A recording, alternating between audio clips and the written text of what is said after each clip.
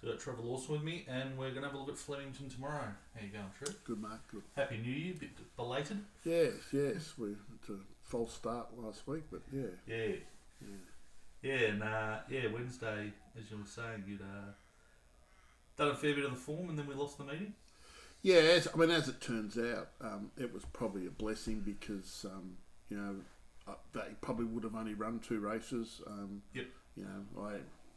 Where we are here, I'm only 300 yards from the track, and it's, it was torrential. And there was no break, so they basically would have stopped for the lightning and wouldn't have gone back out. So it's probably a blessing in the end. And the conditions completely changed. Went from 32 degrees to 19, and the wind changed around. So Yeah, it was a bit weird. might have been a bit of a battle anyway, getting anything on, and Yeah, well, it just would have. conditions changing non-stop. Yeah, it just would have been a race by race thing. You couldn't do anything. You wouldn't have been able to do anything early. You just would have had to wait. So Where the gods made the call for us. yeah. So it's been quiet. It hasn't been. I think I heard someone say yesterday. I think it was the last time they didn't race for 3 days. I think was EI in 2007. Yeah, right. So yeah. Some time back. So we're back to Flemington tomorrow. I think we'll get a meeting on. Yeah, well, I think, which I didn't realise until later in the day. I don't really look at the times, but it's a twilight Yeah. tomorrow. But they have said, I don't know if they've made a final decision, but they were saying there was a chance they might have moved it to Sunday, but with the smoke, but just play it by ear. But I assume it'll be tomorrow. It'll be a twilight. Yeah. So we've got the late start. It's a feature race. Got the listed race 5, the Kensington Stakes, down the straight. Your favourite sort of race, of course. Only a 6-horse field, but looks reasonably competitive for a small field. It's not a bad race. Most of them have been down it and seen it. Most of them have handled it. So the times that I tend to, that I want to avoid the straight races is just when the horses haven't seen it. Yep. Some horses handle it, some horses don't, and I don't really see the point betting in races where it's just an unknown whether they're going to handle it. And it's more just without, I guess, a rail to guide them, what they're used to doing. Yeah. So they do all their training with a rail next to them. That's how they're taught from when they first race, and then they get out, especially nowadays when they just they never race near the inside rail in the straight races, basically never. So they're either coming down the middle or they're going to the outside fence. And you just see horses getting, they get their heads on the side. Yeah. They don't gallop in straight lines. They get on their wrong leg and things like that. So it is, very much a horses for courses. And you'll find the market will zone in. Yep. The market will zone in on horses that have handled it in the past and, really sort of screw down on those type of horses. Yeah. So All Too Royal for Mara Eustace is narrow favourite over Time to Reign. And Bold Star also pretty close in the market. How does your market look? So I've got Bold Star favourite. Yep. All Too Rule was good the other day in the Christmas handicap. His first up was 1200. His best form is sort of first up. He won first up the other day off 88 days. His previous win was first up. And then he won 3 races this time last year.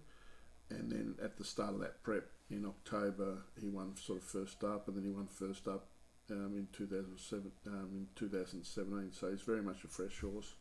He's had a run down the straight, but it was as a 2-year-old in 2017. So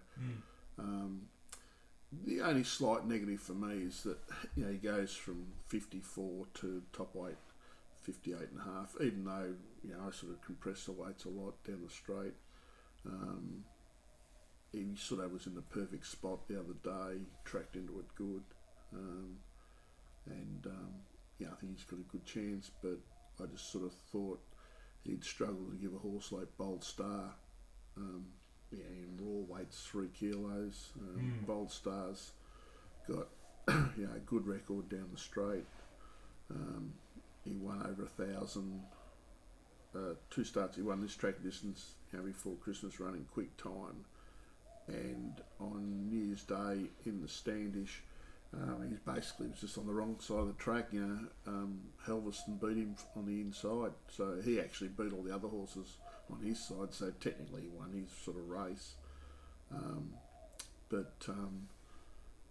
thought he was the horse to beat. So $4, a little bit of $4.20 around at the moment. Yeah, so I've got him a bit shorter than that. So I've got him around the 360, 370 range. Yeah, good. The other horse in the market, Time to Rain,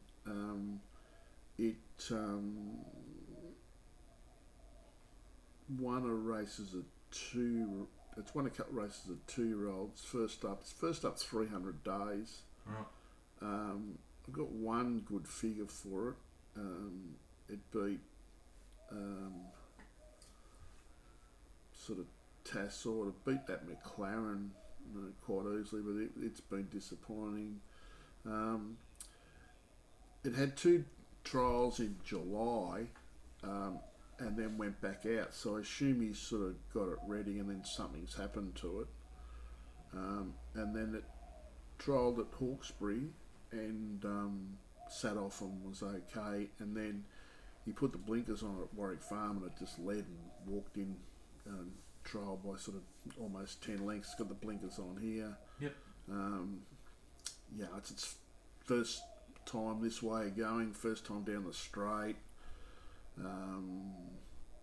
It's one big figure was on a soft 5. I was sort of, I can't get it anywhere near. I've got it in the $6 range. Sure. I was sort of happy not being on it. My pendant was good first up last time in. Yep. But I was suited by the tempo. It's more a 1,400 metre horse. I thought it might half take a run. Sartorial Splendour was was good at Moonee Valley. And then it failed down the straight, but that was the Group 1 Coolmore, and it was on a wet track, and it's behind Bivouac and Exceedance, so you sort of can forgive that. It's good horse fresh, won its one race on debut, and then first up, got beat an inch at Caulfield, and unfortunately for us, because I think we were on it. Yeah. At the good odds, but and it's trolled up nicely leading into this, so it's probably the leader. So I thought he'd had solid chance around the $6 something range. And Causeway Girl was okay first up, and then raced down the straight last start and sort of just had 2 starts ago. Didn't really do anything at all. It was a very sort of strange sort of run. And then last start it was better at Caulfield. Has won down the straight before. It's back to the 1,000, but thought he'd sit on the pace, and I thought it was over the odds. It's in the $20 range, I think. So I thought it was over the odds. Yeah. So I thought Bold Star was the horse to beat. And then possibly, depending on what price Sartorial Splendour is, and Causeway Girl might be some sort of value. Fair bit of value with a 6-horse race, which is good. Yeah, well, you we'll sort of see how it plays out. But other than that, it's sort of, the last couple of races are wide open races, I thought, extremely wide open. I was pretty keen on one in the distance race, and they've scratched it, so it's a bit of a negative. You'll be in bed by then anyway, mate. No, just about, yeah. When you sort of get up. Last race at 8 o'clock. Might have to sleep in. Well, the problem is that we've found this on the Wednesdays that the market opens at 9 o'clock. Yeah. And then well, virtually, say you wanted to back one in the last race, it's 11 hours to the race. So you're sort of sitting around, waiting whether you should, back it or wait or whatever. So, sort of, I don't know. The jury's out for me with the twilights. Yeah. I'd actually probably more prefer that they, the days where they start at 10:30. Yeah. And then it's over and done with. Yeah. Yeah. And you can run them quicker too. So I think the other thing on tomorrow is that there's, it's 4 hours. What's that? 4 hours and 50 minutes for the 9 races. So it's a long time. You got 40 minutes. I mean, last week there was a 45-minute race. Which is just torture. Yeah. Yeah. Well, as I said, the rest of the cards, not that great, but we're actually not too. Just looking at the calendar, we're actually not too far away from the start of the Melbourne Autumn. Anyway, it's only 3 weeks till the first Group 1, the CF4, and then we're sort of into there's pretty much a wait for age. I think there's pretty much a listed a group race from now on through till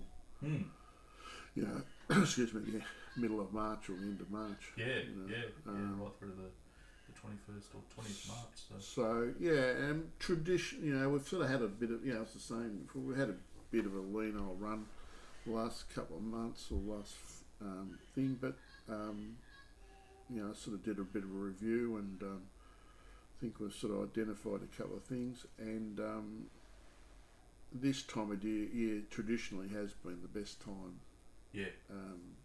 To bet, because the tracks are generally good. There's not as many horses for interstate come as they do in the spring. There's a few more interstaters come in the spring. Because Sydney have their carnival and they'll have all their sort of bullshit races. So it's and I think and they're sort of better programmed races, that just seem to suit. Right. I don't know what it is, but they're sort of just good races to bet in, sort of thing. There's more sort of mile races and 1400 metre races and such. So. Good stuff. Yeah. Alright, well, good luck tomorrow, and looking forward a few weeks to the better racing starts up. But we'll try to get a prize tomorrow in preparation. Yep. Good luck. Thanks everyone. Bye. Cheers.